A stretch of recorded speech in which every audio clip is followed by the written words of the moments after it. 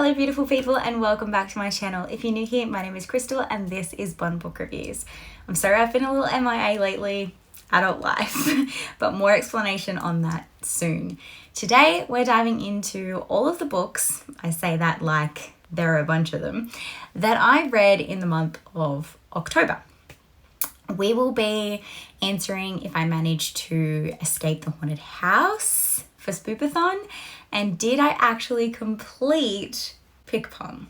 I always like to start my wrap up with some statistics. So in the month of October, I managed to read 9 books, which was about 3,092 pages, 5 of which were of my physically owned TBR. So first, let's talk about Spoopathon. This was a spooky readathon hosted by the lovely Spoops over at her channel, and it requires you to read books to escape a haunted mansion. I was on team Ghostbusters, which meant I wasn't afraid of ghosts and therefore didn't need to spend my time or my points to pass through ghosts and their obstacles. I managed to complete and escape the house once.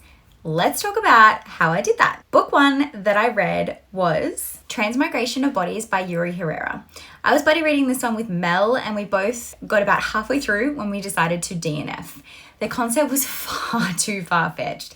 Like, who the hell would worry about collecting a dead body during a pandemic from a rival gang? The characters didn't have proper names, which made it really infuriating to read.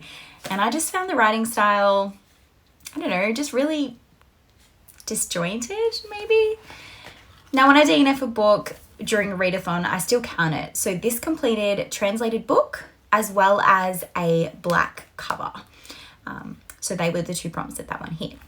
Next prompt was a book that was over 500 pages. And for this, I read From Blood and Ash by Jennifer L. Armentrout, which I loved. I had such a good time with this one. I can highly recommend this if you're after a fantasy-based romance. The plot of this is quite hard to explain, but the key take-homes is it's great smut, interesting female main character, and a tempting plotline that I just kind of kept me guessing. It's really chunky, but I finished it pretty quickly. And my final book to read was Read After Dark and Reverse Reps, and for this I read Heartstopper Volume 2.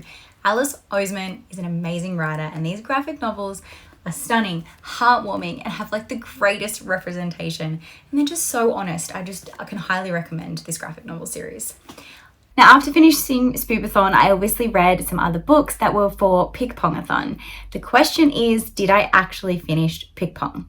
So I filmed Pick Pong 7 days before the end of the month with every intention of being able to finish the 2 books that I still had left. Unfortunately, I didn't actually finish one of the books that was on my Pick Pong.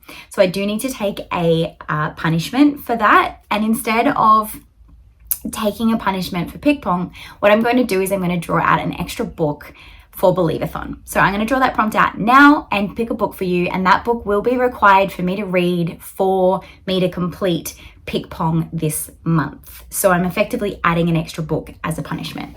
So let me grab all my Pick Pong prompts, we'll pull an extra one out, and that's going to be the extra middle grade that I have to read for Pick Pong as my punishment because I didn't complete Pick Pong last month technically, but I played it like I did.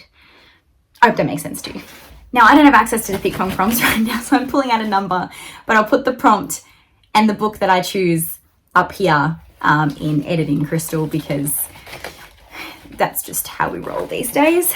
But the number that I got is 26. You can ignore the standalone, that's just where I've put it over. So it's prompt number 26, which is this one here. And the book that I am going to read for it will be this one here. And if I do not read that, then I will have failed Pick Pong for November.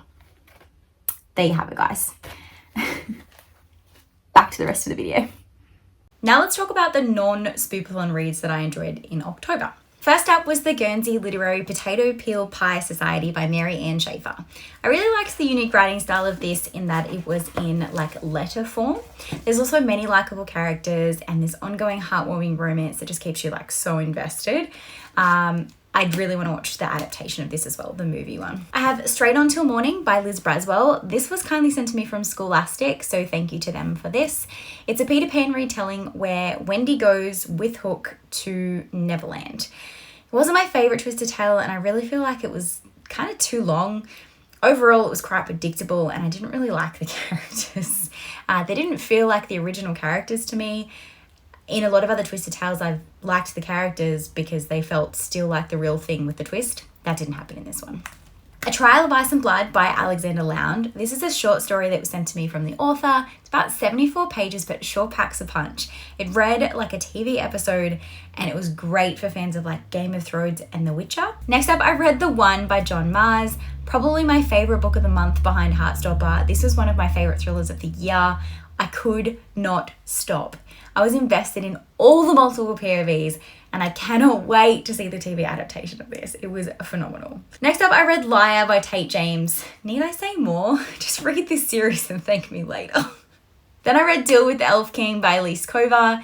This one I feel is a little overhyped. I don't know if it's just the people I speak to, but so many people raved about this book and I just didn't see it.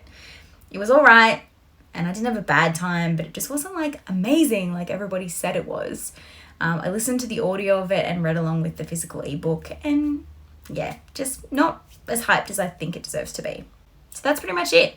Pretty short this month. Thank you so much for watching. If you made it this far, make sure you leave a pie emoji down below. Enjoy your day and happy reading.